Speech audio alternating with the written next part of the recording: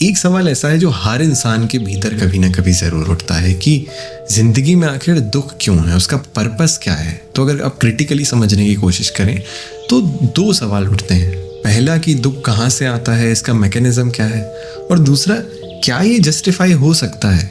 ये दोनों बहुत अलग अलग सवाल हैं और इन्हें अलग अलग ही समझना होगा।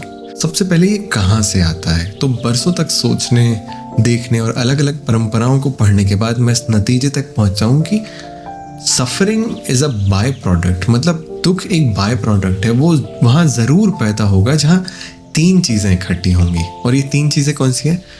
कॉन्शियसनेस, लिमिट और चेंज। पहली शर्त है कॉन्शियसनेस यानी चेतना। सोचिए एक पत्थर है, लाखों साल में हवा पानी उसे घिसते रहते हैं, वो धीरे धीरे रेत बनता जाता है, पर पत्थर को कोई तकलीफ नहीं होती, कोई दर्द नहीं होता, ना ही वो कोई शिकायत करता है, क्योंकि पत्थर महसूस नहीं कर सकता, उसे होने का कोई एक्सपीरियंस नहीं है। अब वहीं दूसरी ओर एक हिरन है जिसके पीछे एक शिकारी लगा हुआ है। उसका दिल जोर से धड़कता है, खून तेज दौड़ने लगता है, उसकी नसों में डर बहता है कि अगर पकड़ा गया तो मारा जाएगा। तो हिरन सफरिंग एक्सपीरियंस करता है क्योंकि वो कॉन्शियस है, उसके लिए होने का एक एक्सपीरियंस है। तो दुख के लिए कोई चाहिए जिसे फर्क पड़े। बिना किसी के दर्द हो ही नहीं सकता, बस एक फिजिकल प्रोसेस होती है। इसीलिए कॉन्शियसनेस पहली कंडीशन है, पहला ग्राउंड है जिस पर सफरिंग पॉसिबल होती है। दूसरी कंडीशन है लिमिट यानी सीमाएं, फिनिट्यूड जिसे हम बोलते हैं। तो जो कॉन्शियस है और किसी खास रूप में मौजूद है, उसके किनारे हैं। जैसे एक शरीर है जो टूट सकता है, एक दिमाग है जो थक सकता है। किसी खास रूप में मौजूद होने का मतलब यही है कि आप उन चीज़ों से कमज़ोर हैं जो आपकी सीमाओं से बाहर हैं। शरीर को जीने के लिए कुछ खास शर्तें चाहिए, जैसे एक लिमिटेड टेम्परेचर चाहिए, खाना चाहिए, पानी चाहिए, हवा चाहिए। जब इनमें से कुछ भी ना मिले तो शरीर सफरिंग एक्सपीरियंस करता है। ठंड ज़्यादा होती है तो दर्द होता है। ये लिमिट है। हम अनंत नहीं हैं, हम बस लिमिटेड हैं। इसीलिए हम नुकसान उठा सकते हैं, घट सकते हैं, मिट सकते हैं। अगर हम अनलिमिटेड होते, असीमित होते, हमारी कोई बाउंड्री ना होती, तो फिर हमें दुख छू भी नहीं पाता। तब हम शायद हम भी नहीं होते, हम कुछ अलग रूप में होते, या शायद कोई रूप ही नहीं होता। और फिर तीसरी कंडीशन है चेंज यानी बदलाव। ये हर पैमाने पर दिखता है, एटम्स से लेकर मिल्की वे तक, सेल्स से लेकर सिविलाइजेशंस तक। Change is the only constant. जो उगता है वो ढलता है, जो जन्मता है वो मरता है। बुद्ध ने इसे ही अनित्यता कहा था कि कुछ कहीं नहीं ठहरता, ना ये शरीर, ना ये रिश्ते, ना ये तारे, कुछ भी नहीं। हमारी बॉडी के सेल्स रोज़ मरते बनते हैं, कई स्पीसीज इवॉल्व होती हैं, लुप्त हो जाती हैं, तारे जलते हैं, बुझते हैं। देखिए, बदलाव कोई ऐसी चीज़ नहीं है जो एग्जिस्टेंस के साथ होती है। बदलाव वो है जो खुद एग्जिस्टेंस है। और ये दुख से इसीलिए जुड़ता है क्योंकि हम उन चीज़ों से लिपट जाते हैं जो चेंज होंगी। तो कुछ भी हमारी मुट्ठी में नहीं रहता, फिर भी हम मुट्ठी को बांधे रखते हैं, और जब वो खुलती है तो फिर दुख होता है। अब ये कि दुख कहाँ से आता है, तो जब कोई कॉन्शियस क्रीचर जो लिमिटेड है, जो किसी खास रूप में बंधा हुआ है, एक ऐसे चेंज से टकराता है जो उसकी कीमती चीज़ को छीनता है, तो दुख अपने आप पैदा होता है। तो जो चीज़ें हमारी ज़िंदगी को मायने देती हैं, जैसे हमारी कॉन्शियसनेस, हमारा अपनापन, वही चीज़ें असल में दुख को बनाती हैं। एक के बिना दूसरा नहीं मिल सकता। कई बार मैंने सोचा है कि क्या एग्जिस्टेंस इस तरह बन सकता था कि बिना दुख के, और मुझे लगता है कि कम से कम हमारे जैसे प्राणियों के लिए तो नहीं। सोचिए कोई ऐसा प्राणी जो कॉन्शियस तो है पर दर्द ही ना महसूस करे, उसके पास कोई वार्निंग सिस्टम ना हो, उसे पता ही ना चले कि शरीर टूट रहा है, तो वो ज़्यादा दिन जिंदा नहीं रह पाएगा। हर बार जब मैंने बिना दुख के एग्जिस्टेंस की कल्पना की है तो मुझे बिना मीनिंग के एग्जिस्टेंस समझ आया है। तो कैपेसिटी ऑफ पेन और कैपेसिटी ऑफ मीनिंग दरअसल एक ही जड़ से निकलती हैं। इसका मतलब ये नहीं है कि दुख अच्छा है, वो अच्छे और बुरे से अलग है, वो बस जागरूक होने का एक बाय प्रोडक्ट है। अब अगर इसी सोच को आगे बढ़ाएं तो एक सवाल आता है कि, और मैंने इसका सामना हज़ारों बार किया है और मैं आज भी इस चीज़ से अफेक्ट होता हूँ कि छोटे बच्चों को या असहाय जानवरों को दुख क्यों उठाना पड़ता है, सफरिंग क्यों एक्सपीरियंस करनी पड़ती है। देखिए, सब तरह के दुख में ये सबसे ज़्यादा बेबस करने वाला दुख है। क्योंकि अगर एक बड़ा इंसान है तो आप ये कह सकते हैं कि शायद उसने कुछ ऐसे फैसले लिए या ये काम किया जिन्होंने उसे आज यहाँ तक लेकर आया, शायद गलतियाँ किया, ऐसे जिया कि अब नतीजे भुगतने पड़ रहे हैं।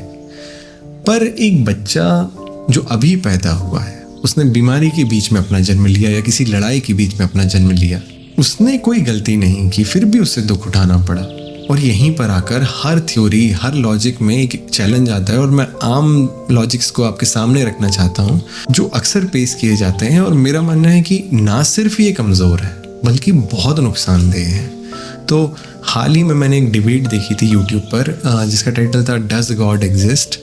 उसमें जो एक साइड के डिबेटर थे उन्होंने कहा था suffering of innocent children are just a test of God and they will be recompensed after this.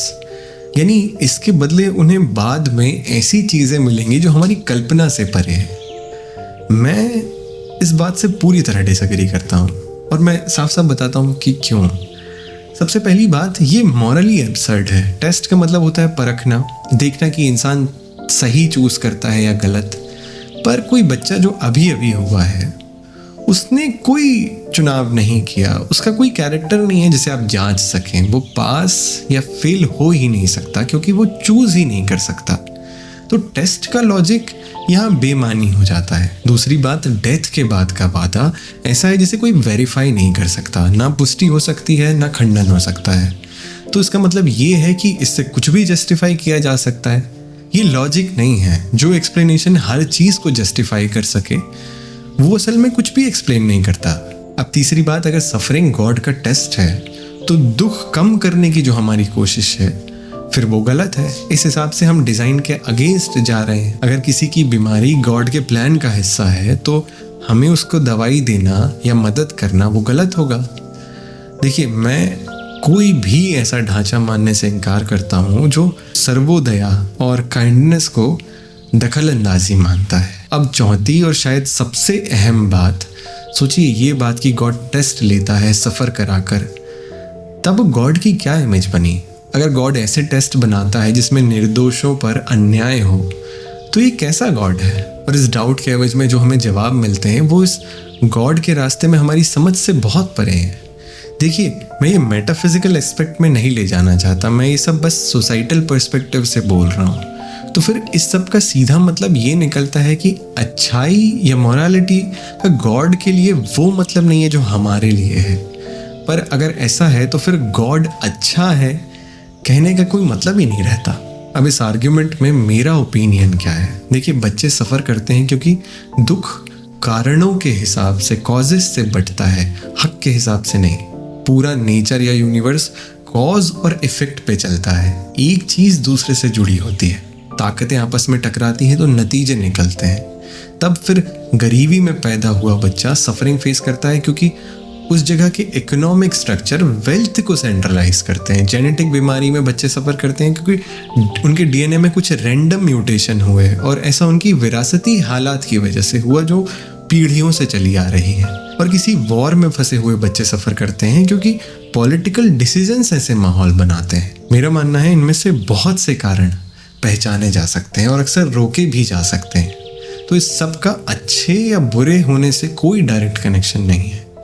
बारिश एक नेक इंसान पर भी बरसती है और गलत इंसान पर भी बरसती है। तो नेचर का कोई इरादा नहीं होता, वो बस कंटिन्यू रहती है। कॉजेज इफेक्ट पैदा करते हैं और फिर उन इफेक्ट से फिर नए कॉजेज बनते हैं। पर इसका मतलब ये बिल्कुल नहीं है कि इस सफरिंग को एक्सेप्ट किया जा सकता है, नहीं।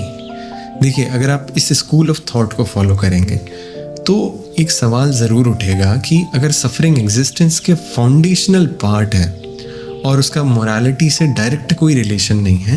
देखिए, इस थ्योरी को फॉलो कर इस सवाल के 3 पॉसिबल जवाब हो सकते हैं और मुझे नहीं लगता कि इसके अलावा कोई और जवाब फिट बैठता है। तीनों में से कोई एक आपको अपने लिए चुनना होगा। पहली पॉसिबिलिटी जो हो सकती है वो ये है कि क्रिएटर है ही नहीं, पूरी क्रिएशन एक नेचुरल सिस्टम है जो अपने आप चल रही है बिना किसी इंडिविजुअल कंट्रोलर या मेकर के। इसमें कोई एक खास इंटेंशन नहीं है। यूनिवर्स खुद एक नेचुरल एग्जिस्टेंस से आया है और नेचुरल लॉज से ऑपरेट होता है और कॉन्शियसनेस स्लोली एवोल्यूशन के प्रोसेस से उभरी है और सफरिंग उस कॉन्शियस बीइंग का नेचुरल रिजल्ट है जो इम्पर्सनल यूनिवर्स में जी रहा है। इस नतीजे से दुख का कोई जिम्मेदार नहीं है। यूनिवर्स सुन नहीं रहा क्योंकि सुनने वाला कोई है ही नहीं। ये जवाब इंटेलेक्चुअली क्लीन तो है, पर बहुतों के लिए ये खाली छोड़ जाता है कि इस बेशुमार यूनिवर्स में हम बिल्कुल अकेले हैं। दूसरी पॉसिबिलिटी है, और पर्सनली मैं इसकी तरफ ज़्यादा झुकता हूँ कि क्रिएटर है पर कोई शख्स नहीं है जो फैसले करे, तोले और सोचे। वो एक तरह से क्रिएटिव फाउंडेशन जिससे सब कुछ निकलता है, एनर्जी, एग्जिस्टेंस, सब कुछ, और फिर उसी में मिल जाता है। मतलब क्रिएशन और क्रिएटर अलग अलग नहीं है। ठीक वैसे ही है जैसे आपका एक सिंगल ह्यूमन सेल और आप जो अपना नाम कहते हैं वो दोनों एक ही हैं। ये क्रिएशन विधान से चलती है, एक ऑर्डर में, जिसके कुछ फंक्शनिंग लॉज होते हैं, जैसे ग्रेविटी से बहुत दुख होता है, जैसे लैंडस्लाइड्स होते हैं, अर्थक्वेक्स आते हैं। पर हम ग्रेविटी को बुरा नहीं कहते क्योंकि ग्रेविटी कोई मॉरल डिसीजंस नहीं ले रही, वो एक ढंग है जिससे रियलिटी काम करती है। तो गॉड एक ऐसी फंडामेंटल रियलिटी है जो इतनी बुनियादी है, इतनी फाउंडेशनल है कि दखल देने या ना देने का ऑप्शन उस पर लागू नहीं होता। बल्कि गीता में इसी स्कूल ऑफ थॉट से रिलेटेड एक श्लोक है, 5वें अध्याय का 15वां श्लोक, ना दत्ते कश्चित् पापम ना चैव सुकृतम विभु। यानी ईश्वर सर्वव्यापी है जो ना किसी के पाप लेता है ना ही पुण्य। वो साक्षी रूप में है। हम बस अज्ञानता के कारण ये समझते हैं कि वो हमें कर्मों का फल सीधे दे रहा है। ये एक हैरतअंगेज बात है जो हर जगह मौजूद है पर कोई पक्ष नहीं लेता। इस नज़रिए से ईश्वर का एक एहसास बचा रहता है, पर साथ ही ईमानदारी से ये भी माना जाता है कि ये डिमेंशनल रियलिटी हमारी मॉरल एक्सपेक्टेशंस के मुताबिक काम नहीं करती।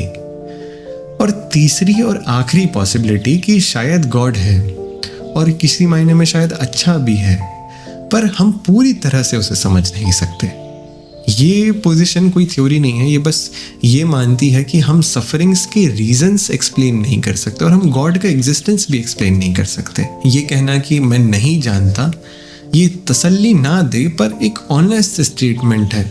ये एग्नोस्टिसिज्म है। पर एक चीज़ जो मैं पूरी तरह से डिनाई करता हूँ वो ये प्रेजेंटेशन कि सफरिंग अच्छी है और उसके बदले रिकम्पेंस होंगे, ये अनफॉल्सेबल है। देखिए, दुख है, दर्द है। मैंने ये बात भी सोची कि ये स्पेसिफिक थॉट किसी इंसानी दिमाग में क्यों आया होगा कि सफरिंग अच्छी है। तो मैं समझा कि जब कोई सोसाइटी एक ऐसे दुख से गुजरती है जिसे रोका नहीं जा सकता, तो लोगों को जीते रहने के लिए उम्मीद चाहिए होती है। तब ये थॉट जिंदगी को जारी रखने के लिए मदद करता है। पर हम फिलहाल इस वीडियो में फिलोसॉफिकल पर्सपेक्टिव से इसे स्टडी कर रहे हैं। तो सच्चाई ये है कि रियलिटी दुख पैदा करेगी, ये कभी नहीं बदलेगा। जो दुख एग्जिस्टेंस की फाउंडेशन से जुड़ा है वो स्ट्रक्चरल दुख है। जब तक हम हैं तब तक ये रहेगा। पर जो दूसरी तरह का दुख है, कंटिंजेंट सफरिंग, जो एग्जिस्टेंस की डिज़ाइन से नहीं बल्कि खास वजहों से आता है, ऐसे कारण जो आमूमन बदले जा सकते हैं, जैसे शायद ये दुख लालच से पैदा हुआ हो या लापरवाही से पैदा होता है, ये सफरिंग आमूमन कम किए जा सकते हैं और कभी कभी शायद पूरी तरह से मिटाए भी जा सकते हैं। भूखमरी से मरते लोगों को खाना दिया जा सकता है, बीमार बच्चे का इलाज हो सकता है, और एक वॉर में पॉलिटिकल डिप्लोमेसी से चीज़ें ठीक की जा सकती हैं। इन सब इफेक्ट्स के कॉजेज होते हैं और बहुत बार ये प्रिवेंटेबल भी होते हैं। और सबसे अहम बात यही है, हमें आर्ग्यूमेंट या डिबेट में नहीं जीतना है, हमें खुद को एक बेहतर और ट्रांसपेरेंट सोसाइटी बनानी है। हम भगवान के भरोसे नहीं बैठ सकते कि वो आएंगे और ठीक करेंगे। ये हमारी जिम्मेदारी है। इस दुनिया में काम करने वाले बस हम अकेले हैं, और यही वो चीज़ है जो हमें जीवन में मायने देती है। हम किसी भी गॉड से पहले एक दूसरे के लिए जिम्मेदार हैं। इस सवाल पर मैंने शायद अपनी ज़िंदगी में बाकी सब सवालों से ज़्यादा समय लगाया है, और मुझे लगता है कि अगर कोई है जो हमारी मदद कर सकता है तो वो सबसे पहले हम खुद हैं।